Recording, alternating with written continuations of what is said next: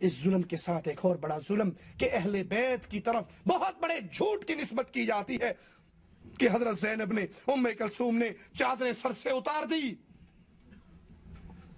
ایک پاکستانی شیعہ ذاکر کہتا ہے جب حضرت عباس کا گھوڑا خالی آیا تو پھر حضرت زینب نے اپنے سر سے دوپٹہ اتار دیا اور سر میں دو ہتھڑ مار مار کے رونے لگی، واہ حسینہ کے چیخیں لگائی۔ یہ ساری روایات اس عمل سے منع کرتی ہے، اور تم جھوٹ بولتے ہو زینب پر، تم جھوٹ بولتے ہو ام کلثوم پر، وہ اہل بیت، وہ رسول کے گھر والیاں جن کی عزت، جن کی عصمت، جن کی غیرت کا کیا عالم تھا، جن کا دودھ پیا تھا وہ فاطمہ رضی اللہ تعالی عنہا کہا کرتی تھی علی جنازہ رات کو اٹھانا۔ سوال کرنے والے نے کیا کہ اے فاطمہ جنازہ رات کو کیوں اٹھاؤ؟ کہا اس لیے فاطمہ نہیں چاہتی اس کے کفن کی چادر پہ نامحرم کی نظر پڑ جائے۔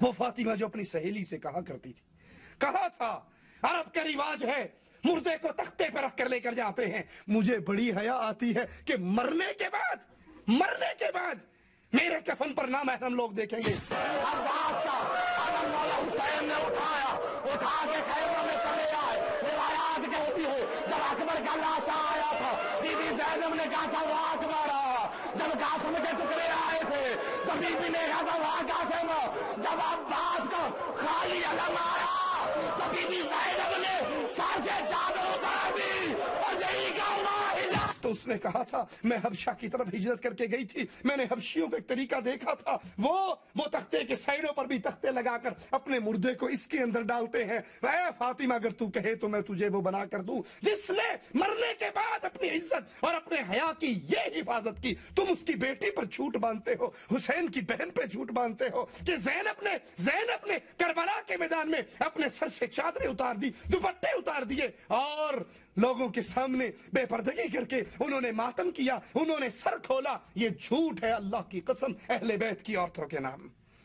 سوال یہ پیدا ہوتا ہے، میں پوچھتا ہوں اللہ کے رسول کو اور اہل بیت کو سچا مانتے ہو یا کالی پگڑی والوں کو سچا مانتے ہو؟ اللہ کے رسول، حضرت علی، اہل بیت، یہ سب کے سب منع کر رہے ہیں ماتم کرنے سے، سینہ کو بھی کرنے سے، چہرہ پیٹنے سے، ران پیٹنے سے، بال پھاڑنے سے، ناخنوں سے اپنے چہرے کو چھیلنے سے، یہ منع کر رہے ہیں، اور یہ کالی پگڑی والے ذاکر کرنے کا حکم دے رہے ہیں۔ اگر تم اللہ اور اس کے رسول کے ساتھ ہو، آج سے اس بات سے پیچھے ہٹ جاؤ اور اس کا بائیکاٹ کرو۔